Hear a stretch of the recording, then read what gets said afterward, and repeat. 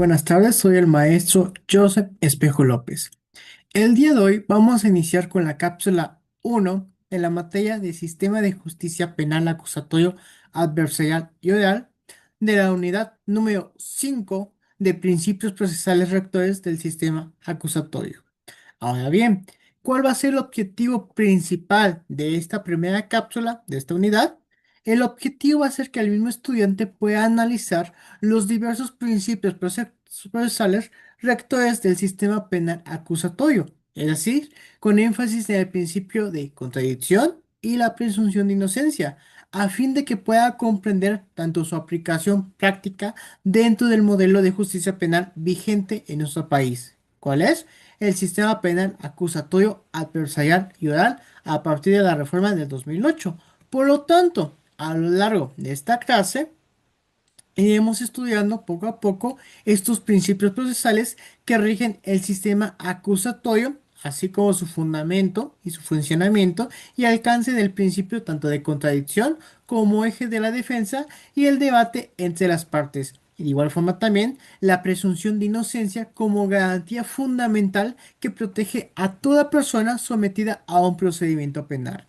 Ahora bien, estableciendo esto, vamos a empezar a analizar los principios procesales rectores del sistema acusatorio. Primero que nada, es importante establecer cuál es esta naturaleza de este sistema acusatorio. ¿Por qué? Porque la base principal del actual sistema penal acusatorio, adversarial y oral es la transparencia, en el sentido de que se implemente la oralidad y buscando el equilibrio entre las partes. ¿Por qué? Porque recordemos que venimos de un sistema inquisitivo. Es decir, este sistema inquisitivo, antes de la reforma del 2008, lamentablemente propiciaba muchas violaciones a derechos humanos.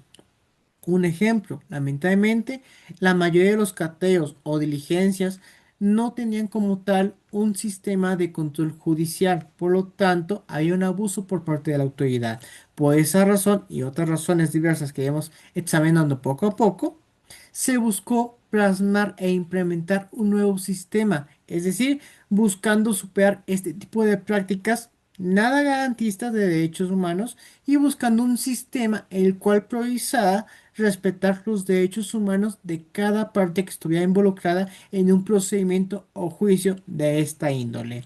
Es decir, de esta forma se establecieron diferentes tipos de principios rectores esenciales del sistema penal acusatorio. Uno de ellos, y es el más interesante, es el principio de publicidad. ¿Por qué? Porque este principio de publicidad nos establece que las audiencias tienen que ser abiertas para toda la sociedad, a menos de que estemos hablando de alguna excepción que la misma legislación nos establece. Es decir, un ejemplo de alguna excepción a este principio de publicidad ilimitante es cuando, por ejemplo, estemos hablando del interés superior de la niñez. Es decir, por el interés del pequeño o posiblemente poner en peligro su vulnerabilidad, en ese caso el órgano jurisdiccional puede decidir cerrar la audiencia al público en general. ¿Por qué? Por atrasar el asunto. Otro ejemplo es cuando, por ejemplo, estamos hablando de poner en peligro la integridad de la víctima. En ese supuesto, no puede ser pública la audiencia por la misma naturaleza del hecho. Sin embargo, fuera de esas excepciones, pueden ser públicas y es interesante e importante. ¿Por qué? Porque de esta forma garantiza una certeza jurídica y aparte funciona como un medio de rendición de cuentas, en el sentido de que la misma sociedad puede acceder directamente a estas audiencias y verificar si efectivamente el órgano jurisdiccional, es decir, el juez, está cumpliendo con la misma legislación. Es decir, está administrando justicia o en su caso está haciendo un abuso de autoridad, cosa muy diferente que se vivía directamente en el sistema inquisitivo. Aquí lamentablemente no había como tal un acceso al público a las audiencias, por lo tanto se prestaba a muchos actos de corrupción. No obstante, a pesar de que tenemos este principio de publicidad, también tiene sus propias limitantes. Sin embargo, aparte de este principio de publicidad, también vamos a tener otros principios bastante interesantes. Por ejemplo, el principio de contradicción. Que este principio nos establece que básicamente tanto la víctima como el imputado tienen la oportunidad y la facultad de poder ofrecer pruebas cada uno respecto en la etapa procesal oportuna. Es decir, recordemos que en el sistema inquisitivo, lamentablemente, ambas partes no podían como tal ofrecer pruebas. Es decir, hay un desequilibrio procesal. Regularmente se le daba la preferencia al argumento del Ministerio Público, dejando casi en estado de indefensión directamente al imputado. Eso sin mencionar que por lo general no contaban con una defensa tanto técnica y adecuada debido a la sobrecarga de trabajo que tenían directamente los servidores públicos que ejercían el sistema en ese entonces. Por esa razón, fue necesario establecer un principio que buscara la armonía y un equilibrio procesal entre ambas partes, garantizando que ambas partes tanto pueden ofrecer sus pruebas como también pueden refutar las ofrecidas por la contraparte, estableciendo de esta forma un equilibrio entre ambas partes, obviamente cada una con el objetivo de demostrar ya sea su culpabilidad o su inocencia. Y de igual forma también tenemos el principio de concentración. Este principio nos establece que, por ejemplo, cuando se tenga la oportunidad de poder celebrar diferentes actos procesales en una sola audiencia, se tienen que realizar. De esta forma evitamos la dilación procesal, debido a que en el sistema inquisitivo, lamentablemente, a que era muy burocrático, era muy tardado, por lo tanto, propiciaba la violación a nuestros derechos humanos, principalmente el establecido en el artículo 17 constitucional, el cual menciona que tenemos derecho a que se nos administre justicia de forma pronta y rápida. Sin embargo, al momento que existe un procedimiento lento, burocrático y muy complicado, lamentablemente no se respeta este derecho fundamental. Por esa razón fue fundamental y esencial establecer este principio con el objetivo de evitar ese tipo de dilaciones procesales y que el procedimiento fuera más ágil y más eficiente. Y por último, tenemos el principio de inmediación. Como ya habíamos comentado anteriormente, lamentablemente, como tal, el juez no tenía una interacción directa ni con el MP ni tampoco directamente con el abogado defensor, es decir, con el imputado. Por lo tanto, básicamente se iba enterando de las actuaciones que se iban realizando durante todo el procedimiento a través de sus propios subordinados, cosa que obviamente es totalmente inconstitucional. ¿Por qué? Porque lo único que ocasionaba y se podía prestar es a contradicciones, a malas interpretaciones y aparte a actos de corrupción. Eso sin mencionar que el órgano jurisdiccional le daba la pauta, es decir, le daba la preferencia directamente al Ministerio Público, sin mencionar que también existía el principio de culpabilidad. Imagínense, en este caso, lamentablemente se consideraba al imputado como culpable desde un primer momento. Obviamente, había un desequilibrio totalmente abismal de forma procesal. Por esa razón, fue necesario establecer este principio con el objetivo de que el juez estuviera presente en todo momento en las audiencias y en base a las pruebas que escucha y obviamente analiza de forma crítica y que se van desahogando y obviamente con base a la misma legislación pueda dictar una sentencia sin que esté violentando o vulnerado directamente su criterio. Ahora bien, ¿qué impacto tuvo directamente en la protección de los derechos humanos? Ya que en este caso tuvo un proceso equilibrado y alineado directo a que en este caso se estaba buscando proteger los derechos humanos contemplados en la misma Constitución.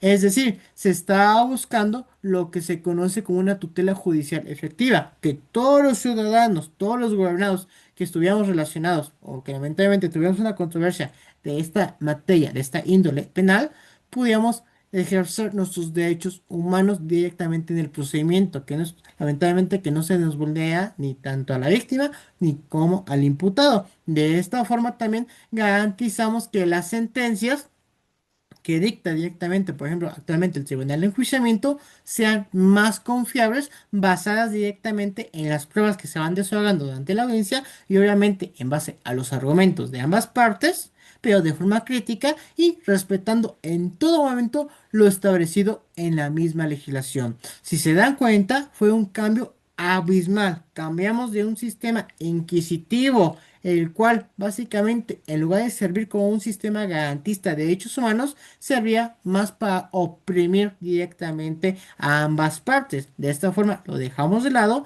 se vuelve totalmente obsoleto y pasamos a un sistema más garantista de derechos humanos que se auxilia de las nuevas tecnologías para administrar justicia y estableciendo principios generales para poder garantizar que los derechos humanos contemplados en la misma Constitución sean respetados.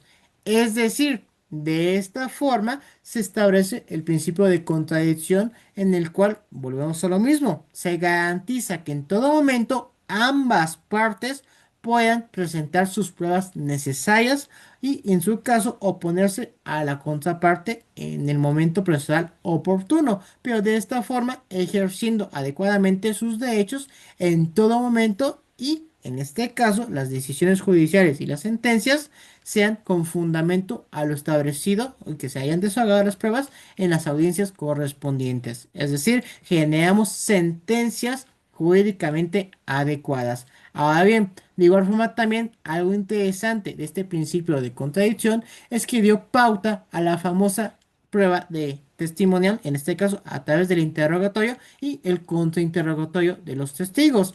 Es decir, a través de este principio, si por ejemplo nosotros no estamos de acuerdo con las pruebas o la forma en la cual se está desahogando posiblemente alguna prueba ofrecida por la contraparte, vamos a tener la oportunidad de poder oponernos, en este caso, objetar dichas pruebas. Y no solamente eso, sino también, por ejemplo, si se ofrecen pruebas periciales en alguna técnica, arte o ciencia, en este caso también vamos a poder ofrecer nuestras propias pruebas periciales. De esta forma garantizamos que exista un equilibrio procesal y evitando cualquier tipo de resolución basada en información unilateral como lamentablemente pasaba en el sistema inquisitivo. ¿Por qué? Porque volvemos a recordar que lamentablemente en este sistema inquisitivo como tal no se buscaba que ambas partes estuvieran en un mismo nivel, es decir, ante igualdad procesal ante el procedimiento. Lamentablemente, siempre se le daba la razón al Ministerio Público. ¿Por qué? Porque su teoría del caso se daba por cierta, por lo tanto, lamentablemente, obviamente, se violentaban los derechos del imputado. Básicamente está en estado de indefensión. Por esa razón, de esta forma, pasamos del sistema inquisitivo a un sistema penal acusatorio adversarial en el cual se busca que en todo caso, a través del principio de contradicción, las resoluciones que se vayan dictando, a través, por ejemplo, del tribunal de enjuiciamiento, siempre sean basadas en aportaciones, en pruebas que ambas partes vayan ofreciendo, nunca de forma unilateral, como por ejemplo pasaba lamentablemente en el sistema inquisitivo. Y no solamente eso, a través del principio de contradicción podemos decir que, por ejemplo, la defensa técnica y jurídica que representa directamente al imputado en el nuevo sistema es adecuada y obviamente transparente, a diferencia de lo que pasaba lamentablemente en el anterior sistema, en donde básicamente y en concreto se dejaba en estado de indefensión, debido a que también en este caso, en el sistema inquisitivo, había una excesiva carga de trabajo y por su consecuencia, lamentablemente, el mismo representante, es decir, el abogado defensor, había ocasiones que desconocía directamente el procedimiento y obviamente la materia, por lo tanto, no podía hacer una adecuada defensa, en este caso defender su teoría del caso a favor del imputado. Todo eso cambió a raíz de la reforma de 2008, buscando en este caso una igualdad procesal entre la víctima y obviamente entre el imputado y en consecuencia evitando cualquier tipo de imprecisión y debilidad en las pruebas que se vayan ofreciendo y en consecuencia cualquier tipo de contradicción que vaya surgiendo directamente en la tramitación del procedimiento. No obstante, ese fue el principio de contradicción. Si se dan cuenta, cambió de forma abismal todo el procedimiento. No obstante, otro principio también muy interesante y que también cambió toda la forma en la cual nosotros veíamos directamente a la materia penal y a la tramitación del procedimiento fue el principio de presunción de inocencia. ¿Por qué? porque este principio de presunción de inocencia no se establecía por primera vez en nuestro país que no eres culpable desde un principio. Al contrario, tú eres inocente como posible responsable o imputado hasta que se demuestre lo contrario. De esta forma, garantizando tu derecho constitucional del artículo 20 constitucional. En cambio, en el sistema inquisitivo era todo lo contrario. A este principio se le conocía como principio de culpabilidad. Es decir, o básicamente lo contrario, es culpable hasta que se demuestre lo contrario. Por lo tanto, en el sistema inquisitivo, el imputado, a base de las pruebas que difícilmente podía ofrecer, tenía que básicamente garantizar que es inocente. Obviamente una violación totalmente a sus derechos humanos. Por esa razón se modificó este aspecto y se instauró este principio de inocencia, el cual también tiene diferentes tipos de reglas de aplicación. Es decir, una de las principales va a ser la regla de trato. Es decir, al momento que nosotros nos referimos a que tiene una regla de trato, se refiere a que la misma autoridad no puede tener ningún tipo de prejuicio o estigmación en contra del culpable o presunto responsable. Es decir, lo tiene que tratar de forma equitativa. Es decir, es inocente hasta que se dicta la sentencia condenatoria o absolutoria. Sin embargo, otra regla que también tiene que ver directamente en la forma en la cual se va a aplicar este principio es la regla probatoria. Es decir, en este caso es necesario que se tengan las pruebas suficientes que obviamente se hayan obtenido de forma legal para condenar o absolver directamente al imputado. Y por último, tenemos la regla procesal y la regla mediática en relación al principio de inocencia y cómo es que se va aplicando en la práctica. Básicamente, la regla procesal se va a referir directamente a que el imputado tiene el derecho y obviamente se le tiene que garantizar el acceso a una defensa tanto adecuada y obviamente condicionada de forma igualitaria. Es decir, que se pueda defender ante el Ministerio Público, obviamente. De esta forma también se va relacionando con el principio de contradicción. Y por último, la regla mediática. Esta regla básicamente nos establece que hay que evitar cualquier tipo de declaración que pueda prejuzgar la culpabilidad.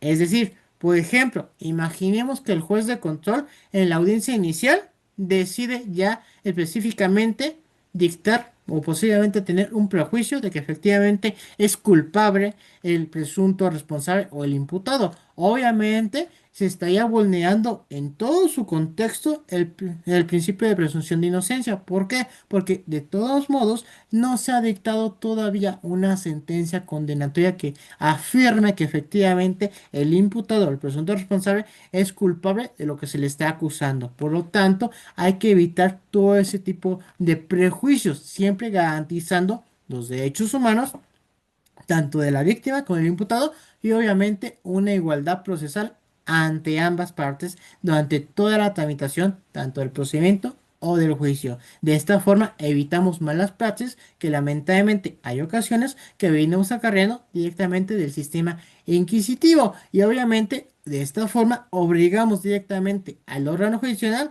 a que resuelva con imparcialidad y obviamente valorando las pruebas que ambas partes hayan ofrecido y en estricto apego a de hecho, nunca bajo ningún tipo de prejuicio. Y por favor también estableciendo, por ejemplo, condenas injustas. Es decir, de esta forma evitamos este tipo de condenas injustas a base de cualquier tipo de prejuicio que podría generar ya sea el órgano jurisdiccional al momento que se tramita el mismo procedimiento. Volvemos a lo mismo. Por ejemplo, si el juez de control decide, ¿sabes qué? Efectivamente es culpable, estaría violentando totalmente este principio constitucional de presunción de inocencia establecido en el artículo 20 constitucional.